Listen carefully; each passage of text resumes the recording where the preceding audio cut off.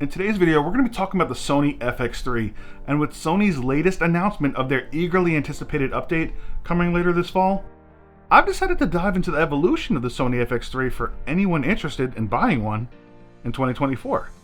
But this raises the big question. Has the FX3 finally evolved into the perfect handheld cinema camera? Or does it need a bit more to officially earn that title? In this video, I'll be covering all of that and more, from when the FX3 first released through all of its new upcoming updates, news headlines, and what we can expect from the FX3 in the future. So when the FX3 hit the market in about March of 2021, it revolutionized the prosumer experience, bridging the gap between cinematic quality and affordability. However, when we finally got the camera in our hands, we felt that it fell a bit short of the cinema camera title that it had claimed, simply because it was missing some key features. Fast forward a year and a half, and Sony unleashed the 2.0 update, a monumental game changer, a turning point in the FX3's evolution, bringing it that much closer to that of its siblings, the FX6 and the FX9. It introduced new features such as Cine EI mode and timecode functionality, although you'd need to purchase an additional adapter with the SDI port in order to use the timecode function. Maybe the FX3 Mark II will have it built in, who knows? Or how about the ability to load custom LUTs as presets, which is one of my favorite additions.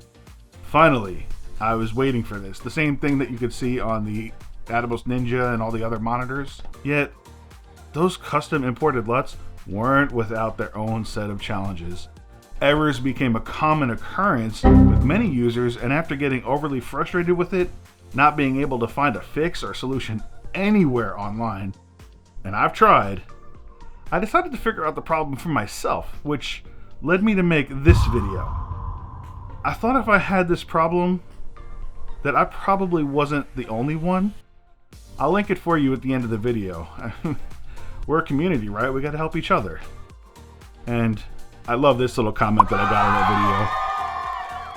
video. Surprisingly, August of 2022 brought its own cinematic twist.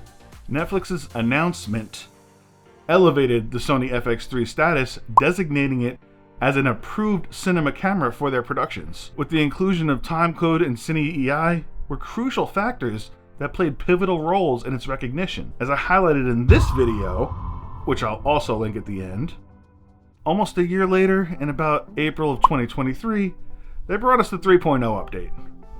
I felt it to be a more modest release, but not without some notable features, such as support for the Creators app, which honestly is nothing I ever really use. Others might, but it's just nothing I have use for. I do have another video about something along that line that I wish Sony would fix ASAP. It's my biggest pet peeve for Sony cameras, in the photography sense anyway. Look forward to that video coming soon. So let's get back to it. We also got breathing compensation for most of the Sony lenses.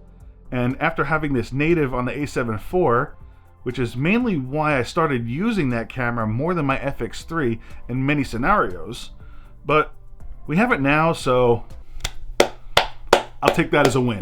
What do you think? Last but not least, we got D-squeeze option for anamorphic lenses and DCI 4K at 24 frames per second, which were noteworthy additions among some other small features. But I don't really like using the DCI in 4K too much, although some productions and some people might like to. It just changes everything in your menu and just, I don't know, a whole bunch of stuff I don't want to have nothing to do with right now. But then came some bombshell news, which honestly shocked most of us in the film community. I didn't think it was possible, but the plot thickened. And when acclaimed director Gareth Edwards made a surprising move, revealing why he chose to use 3 Sony FX3s for his blockbuster film The Creator, which premiered that following September, Edwards was particularly drawn to the Sony FX3's dual native ISO systems, praising their performance and exceptional low-light capabilities, which I've mentioned in many different videos time and time again.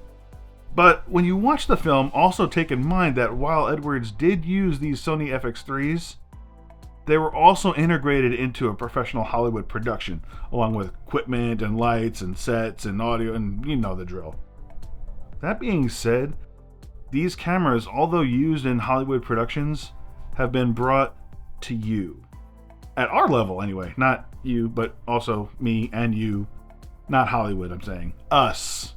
The smaller people in the world of cameras.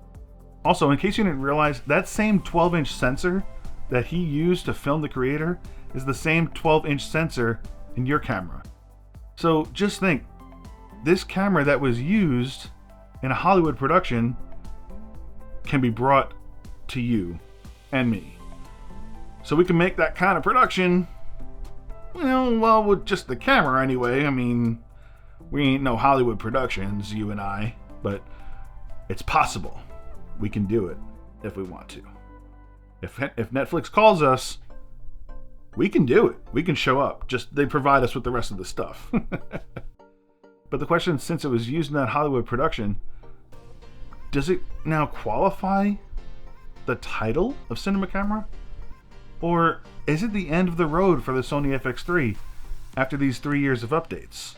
As we step into 2024, Sony just set the stage again for another chapter, tantalizing us with yet another update, quite possibly Update 4.0. I mean, with this new update being slated for release in sometime in September of 2024, yes, we gotta wait then. We gotta wait until the fall.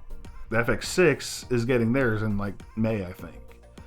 But we have some highlighted features to look forward to, including the option for shutter angle, which is, I've said that on many different videos. I want shutter angle, like shutter angle and a few other things.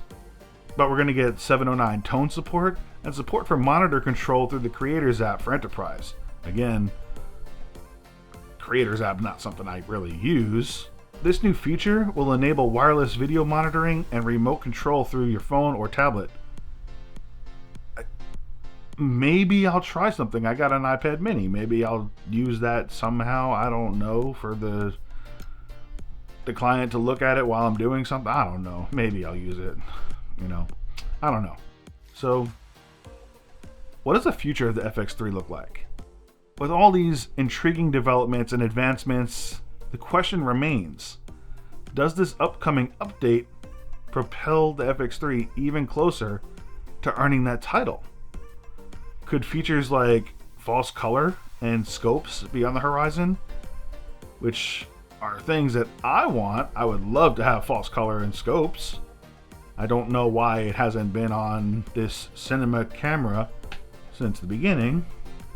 Or will we witness the birth of the FX3 Mark II before it claims its status as a true cinema camera? Let me know your thoughts in the comments below. Also, don't forget to like and subscribe if you want to see more videos about the FX3, video, photography, anything of the nature. Be sure to hit that bell icon so you don't miss another video. And until next time, keep telling stories.